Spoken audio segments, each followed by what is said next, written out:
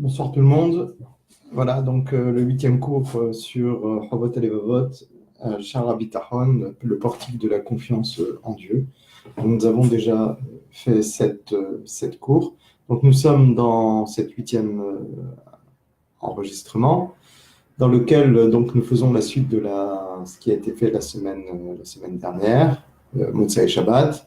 Donc je vous rappelle que nous sommes dans les 10 supériorités que possède la personne qui a confiance en Dieu par rapport à un supposé alchimiste, puisque à l'époque à laquelle le livre a été écrit, c'est-à-dire au Moyen-Âge, au bas Moyen-Âge, au Moyen-Âge, puisque c'est au XIe siècle, on parlait beaucoup d'alchimie à l'époque.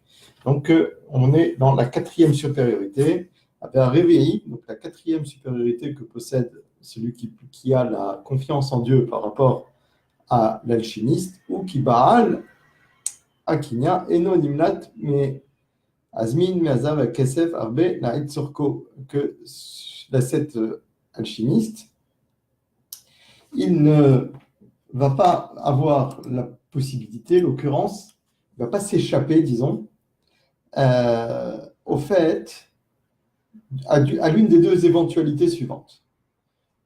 Soit de posséder Meazmin, qui lui arrive, Meazav et Kesef Arbe, qui va lui arriver beaucoup de matériaux pour faire de l'or et de l'argent, une grande quantité, qui vont lui suffire pour faire un grand travail pendant un temps important.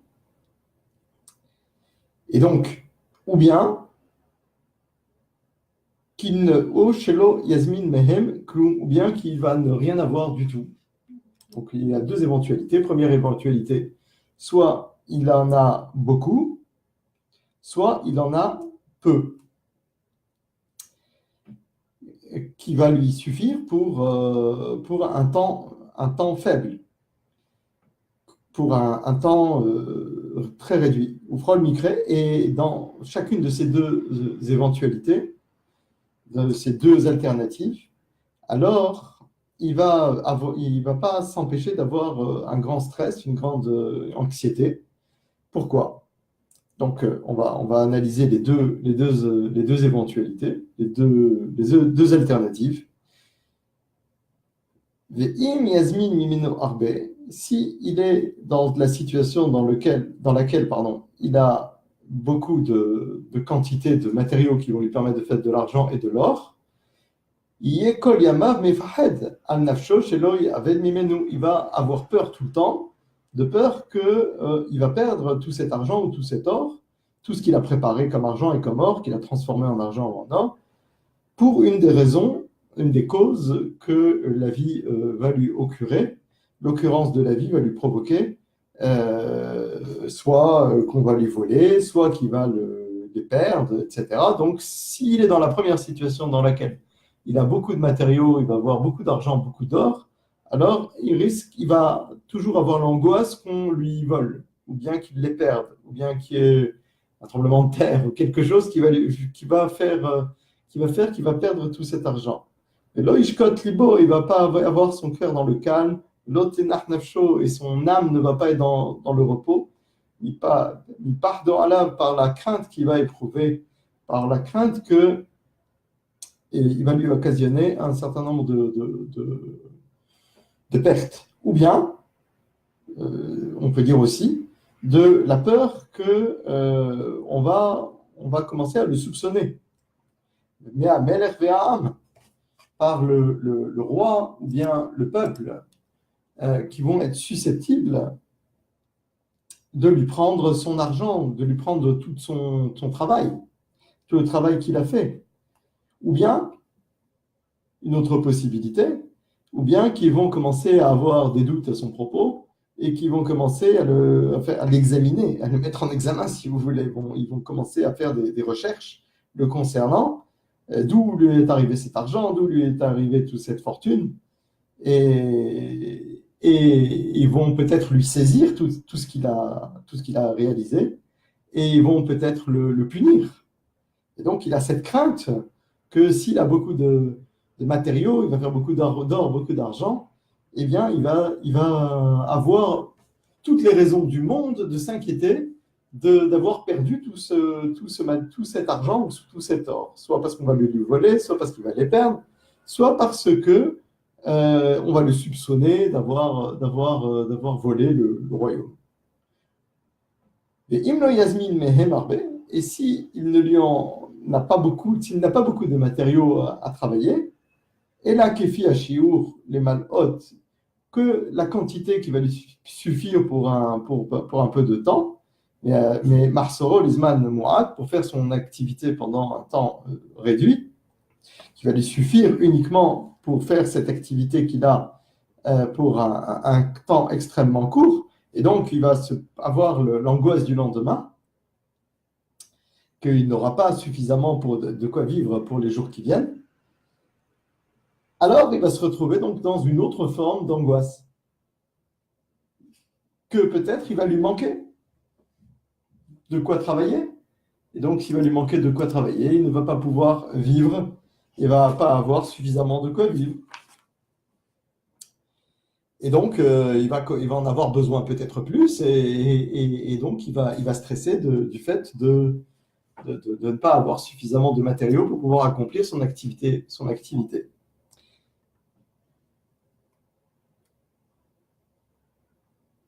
De peur qu'il lui manque du temps, ou bien il lui manque des matériaux, ou bien il lui manque des ustensiles, des alambics, etc., pour faire son activité.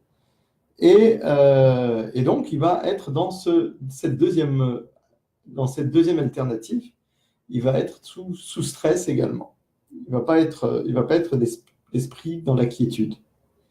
A contrario, ulomato aboter belohim bitrono hazak sheitarefoto. Par contre, à contrario, celui qui a confiance en Dieu, alors il est certain, il va être dans le calme que Akadosh Baruch Hu va lui donner toute sa nourriture, tout ce dont il a besoin. Tout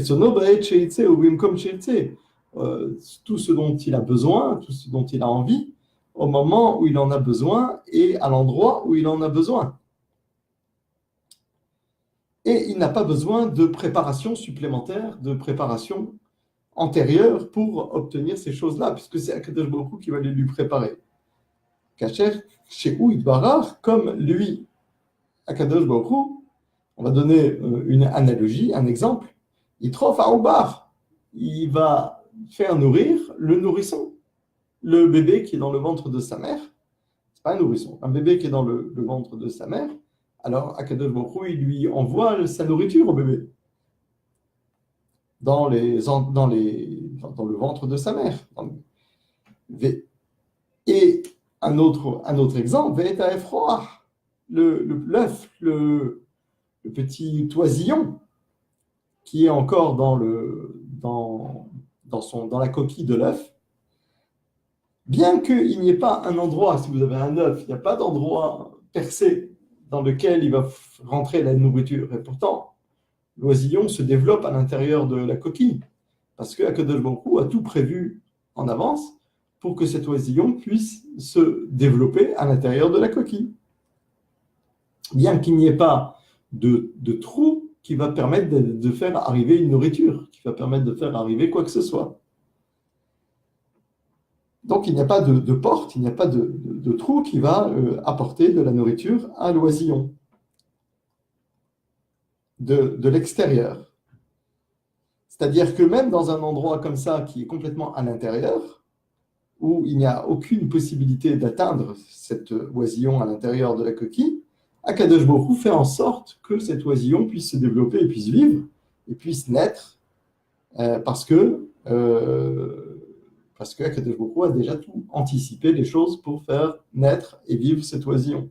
Ou de la même manière que Akadosh Baruch Hu fait nourrir cet oiseau qui plane dans l'air, un prédateur par exemple, et qui va chercher dans son envol, il va scruter pour trouver un autre oiseau pour pouvoir le manger, comme par exemple un faucon. comme un faucon par exemple, qui vole et qui va aller chercher sa nourriture. Ou bien une autre forme d'oiseaux qui sont des prédateurs et qui vont aller chercher leurs aliments lorsqu'ils planent dans les airs. Et Akadosh Baruch Hu leur donne à travers la vision, à travers l'air dans lequel ils sont en train de se déplacer, il leur donne la possibilité de trouver leur nourriture et de se nourrir. Et de la même manière, les oiseaux dans les eaux, les poissons dans les eaux, pardon. Vétanéméla, et puis les fourmis, les tout petits insectes, malgré leur faiblesse, oui, bien qu'ils soient tout petits, qu'ils soient faibles, eh bien, malgré tout, Akadosh Baruch Hu leur prépare leur nourriture et leur permet de vivre.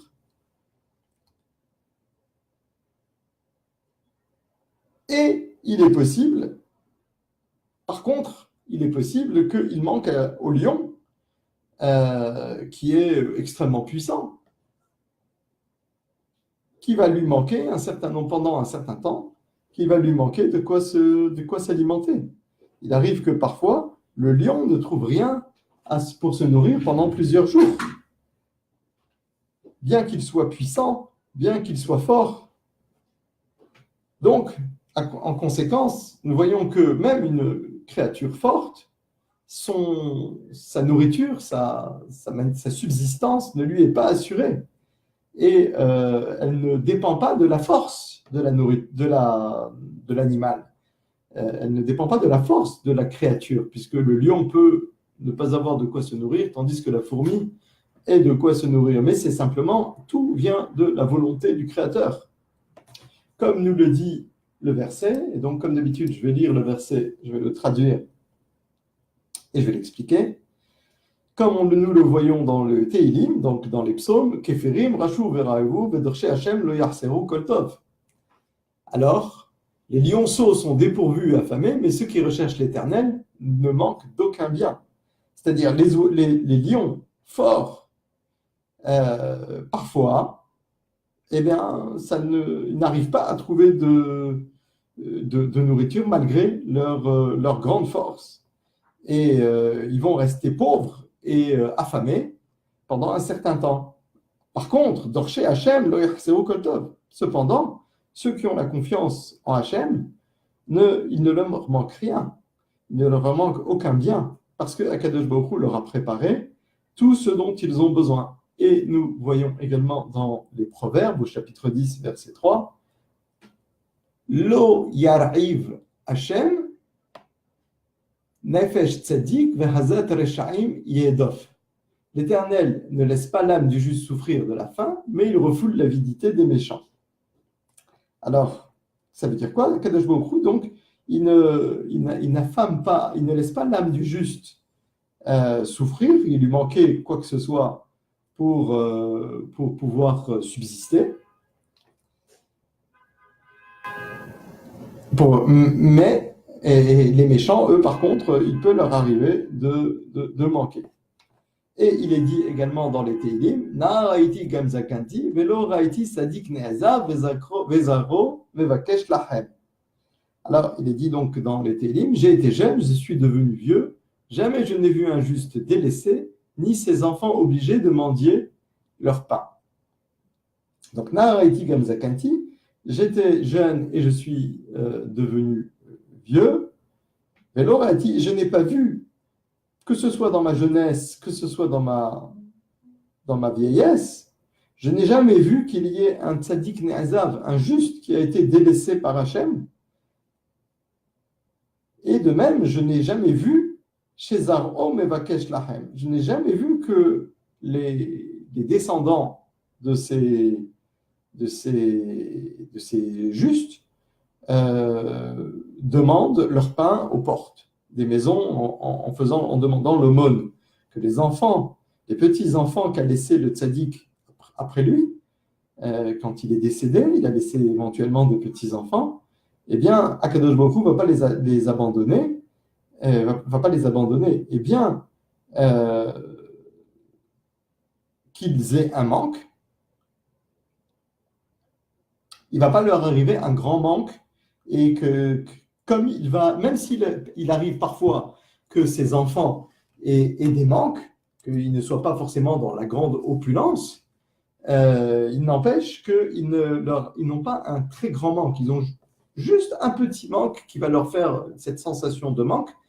Et alors qu'on voit que des gens qui sont mauvais, à un moment dans leur vie, vont se retrouver dans une situation de manque extrême. Voilà, nous étions donc dans l'explication de la quatrième différence. Et Bezrat Hashem, Motsai Shabbat prochain, à la sortie de Shabbat, donc vers 21h30 comme d'habitude, tant qu'on le peut avec les horaires, eh bien, nous aurons la suite de cette série. Je vous remercie de m'avoir écouté et je vous souhaite une très bonne soirée. Et puisque nous sommes bientôt Shabbat, Shabbat Shalom.